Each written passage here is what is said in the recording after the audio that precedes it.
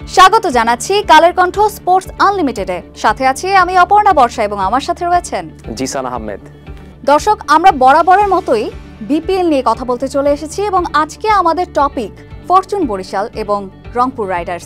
So আমরা সবাই কিন্তু জানি যে হেক্সা মিশন নাকি বরিশালের প্রতিশোধ। কোন পথে আসলে এগোবে দ্বিতীয় এল ক্লাসিকো, কি মনে হয় আপনার?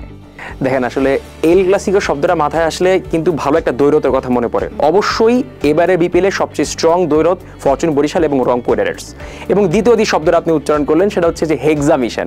আমরা জানি যে হেক্সা মিশন মানে হচ্ছে ব্রাজিল ভাই। তো ব্রাজিল এখন হেক্সা মিশন কমপ্লিট করতে পারে নাই, হতে পারে যে রংপুর রাইডার্সও পারবে না, বাট ক্রিকেট আসলে কোনো কিছুই নিশ্চিত না, সবকিছুই হ্যাঁ একদমই ঠিক তাই।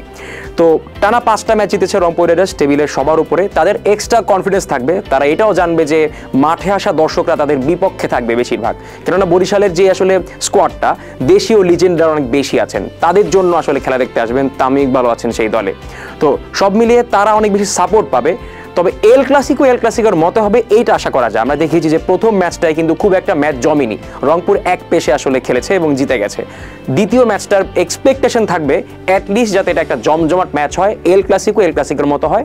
তবে এতটুকু বলতে হয়, যেহেতু প্রথম দেখায় রংপুর রাইডার্স জিতেছে, তারা একটু বেশি কনফিডেন্ট থাকবে। That's what I think. Well, আমরা কিন্তু জানি সবাই যে ফরচুন বরিশালে কিন্তু তারকার কোনো অভাব নেই, আর মাঠে যারা আসেন তারা কিন্তু তামিম ইকবাল এবং রিয়াদের জন্যই আসেন। সো রংপুর রাইডার্সদের আমরা জানি নাহিদ রানা দুর্দান্ত করছেন। সো আপনার কি মনে হয় সিলেটের দর্শকরা কি নাহিদ রানার জন্য আসবে মাঠে? হ্যাঁ, যেহেতু আসলে ম্যাচটা সিলেটে হচ্ছে, রংপুর রাইডার্সের এত আর দর্শক ওইখানে থাকবে না। আমরা জানি যে ফরচুন বরিশালে শুধু তামিম না, মুশফিক না, রিয়াদ না, সবাই আছেন, মোটামুটি জাতীয় দলের সবাই, তাওহিদ হৃদয়, নাজমুল শান্তও আছেন। এবং তাদের ফরেন রিক্রুটমেন্ট আমরা জানি, শাহিন আফ্রিদি, ফাহিম আশরাফ, কায়েল মায়েরসাও ওই দলে খেলবেন। তাই অনেক বেশি তারকা দর্শকরা তাদের জন্য আসবেন, বেশিরভাগ আসবেন দেশি ক্রিকেটারদের জন্য যারা আমাদের দেশের লিজেন্ড আছেন। রংপুরের ক্ষেত্রে কিন্তু আপনি দেখবেন খুব বেশি তারকা নেই।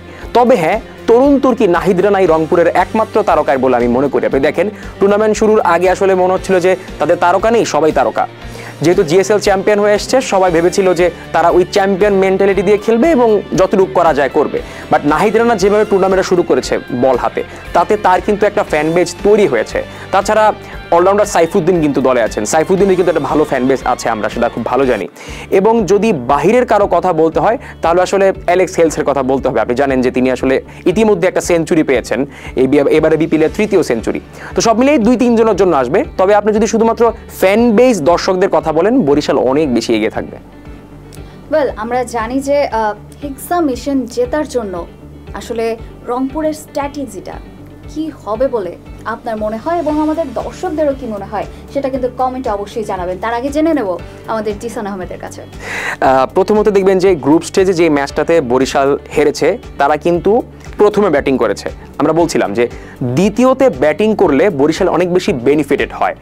দেখা গেছে যে গ্রুপ স্টেজে তারা 3টা ম্যাচ খেলেছে, এর মধ্যে 2টো ম্যাচে কিন্তু তারা পরে ব্যাটিং করেছে। তাই পরে ব্যাটিং করলে তাদের কনফিডেন্স অনেক বেশি থাকে, কেননা তাদের যে আসলে স্কোয়াড ডেপথ, সবাই কিন্তু বড় বড় দল, বড় বড় ফ্র্যাঞ্চাইজি টিমের হয়ে খেলেন।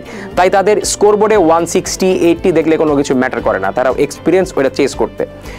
রংপুর রাইডার্স কিন্তু প্রথম ম্যাচে তাদের 124 রান আউট করে দিয়েছে, আগে খুব কম রান আটকেছে এবং পরে সেটা চেস করে ফেলেছে।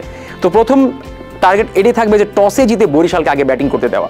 এবং যদি ম্যাচ অ্যানালাইসিসের কথা বলতে হয়, সেক্ষেত্রে আমি বলবো যে ব্যাটিংয়ের ক্ষেত্রে তামিম ইকবালকে আউট করাটা খুব গুরুত্বপূর্ণ, কারণ মাঠে আসা দর্শকরা তামিম করবেন। আপনি দেখেন, তামিমের সাথে ব্যাটসম্যান যেই থাকুক, দর্শকরা যখন তামিম করে চিৎকার করবে, তখন তামিম নিজেও কনফিডেন্ট হবেন, দর্শকরাও অনেক বেশি উচ্ছ্বসিত থাকবেন এবং বিপক্ষ দল রংপুর রাইডার্স কিন্তু চাপে থাকবে।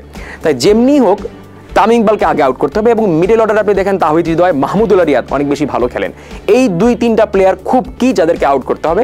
এবং স্ট্র্যাটেজি হয়তো এটা থাকতে পারে রংপুরে, তারা জানে যে পাওয়ার প্লেতে শেখ মেহেদী শুধু বাংলাদেশের না, এশিয়ার অন্যতম সেরা বলা যে পাওয়ার প্লেতে বোলিং করে থাকেন শেখ মেহেদী এবং নাহিদ রানা, তিনি কিন্তু আসলে এর আগের ম্যাচে তামিম ইকবালকে বোল্ড করেছেন 148 কিলোমিটার পার আওয়ার বলে।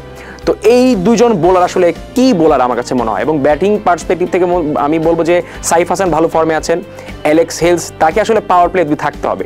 এবং ফিনিশার হলে তো মোহাম্মদ সাইফুদ্দিন এবং নুরুল হাসান আছেনই। তো তাদের উদ্দেশ্যটাই থাকবে যে তাদের বোলার পার্সপেক্টিভ থেকে মোহাম্মদ সাইফুদ্দিন, শেখ মেহেদী এবং নাহিদ রানা, আর যেভাবেই হোক পাওয়ার প্লেতে খুব অল্প রানে তামিম ইকবালকে আউট করা।